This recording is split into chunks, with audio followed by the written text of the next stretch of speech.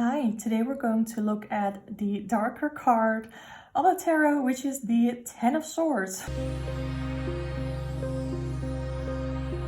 I feel like this is the card that scares the most people to get in a reading, but we're going to talk about it, what it means, all of the associations that I find very valuable when it comes to interpreting this card. So you won't find it, hopefully you won't find it as scary. So of course, when you look at the card, it is instantly clear why people fear this card. You can see this person, they're not really looking very alive. We have all these swords piercing them, and they're not having a good time. We have a lot of darkness here in the card, but I like to see that we also here have this yellow and this blue here. So the blue minty color really feels like calm to me, and the yellow really represents better times coming. So that is something that I associate with the card. So let's look at the upright meaning of the card, which is loss, betrayal, because you have literally being stabbed in the back, the end of a strife, painful endings, again being stabbed in the back, but also the worst is over. Like, worse than this you cannot get. So the worst has already happened. It's only going to be up from here.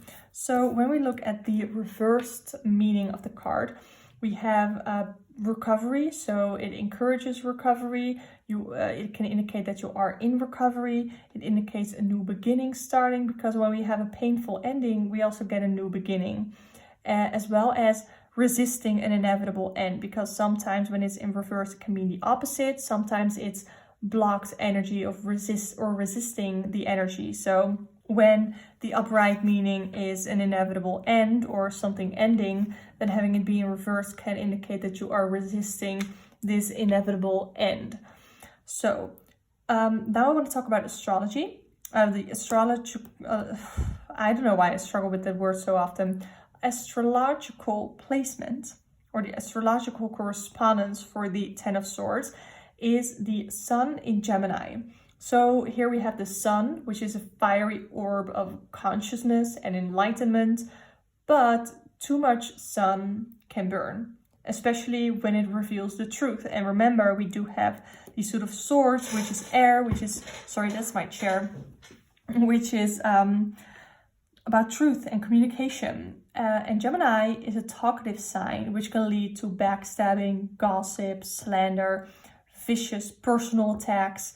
And Gemini's intellectual energy can also pierce our confidence with pains of self-doubt. But also when the sun passes by, it clears away clouds and it illuminates shadows, exposing the truth in the bright light of the day. Now, for numerology, the 10 in the tarot shows completion. So the cycle has completed and there's the beginning of a new one. In the 10 of Swords, the intellectual analysis has kind of run its course and the meaning of everything has reduced to zero, because we're at the start of a new cycle. However, a new journey is about to begin, which focuses mostly on a new mental journey or even a journey towards truth. So looking at the element of air and the image on the card, it can also indicate the truth getting to you. So you have found out the truth, and it's just, it doesn't feel comfortable.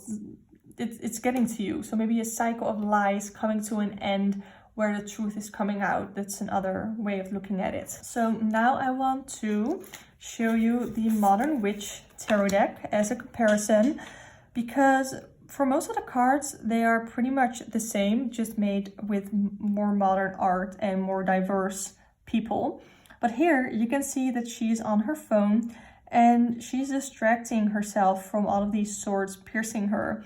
And I mean, it can't be easy. She literally has one in her arm, in her boob, in her neck, but she is fine. And there's an alternative card that comes with this deck that says everything is fine instead of the 10 of Swords, because this is such a feared card in the tarot.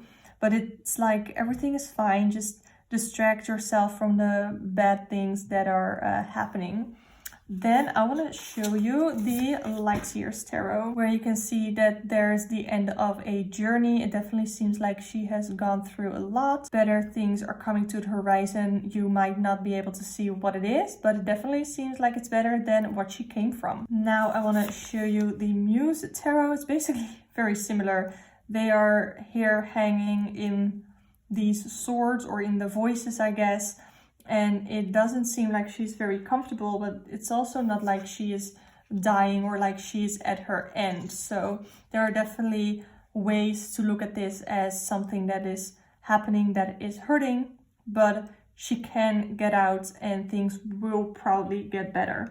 Then we have the 10 of Sky, which is this poor doggy who has been hurt by all of these arrows. And yeah, it's really a sad card, but they are hit, or let's say he is hit with so many arrows and he's bleeding and everything, but he's still standing upright and he still looks like he has a chance of survival and healing. So I really like that extra layer of meaning. So now I would love to hear your interpretation of the 10 of Swords in the comments down below.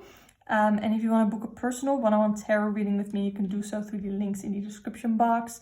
And if you want to see more videos on tarot, that's pretty much all I do. So I invite you to subscribe to this channel because I would love to have you here. Now I would just want to thank you so much for watching, and I hope to see you next time.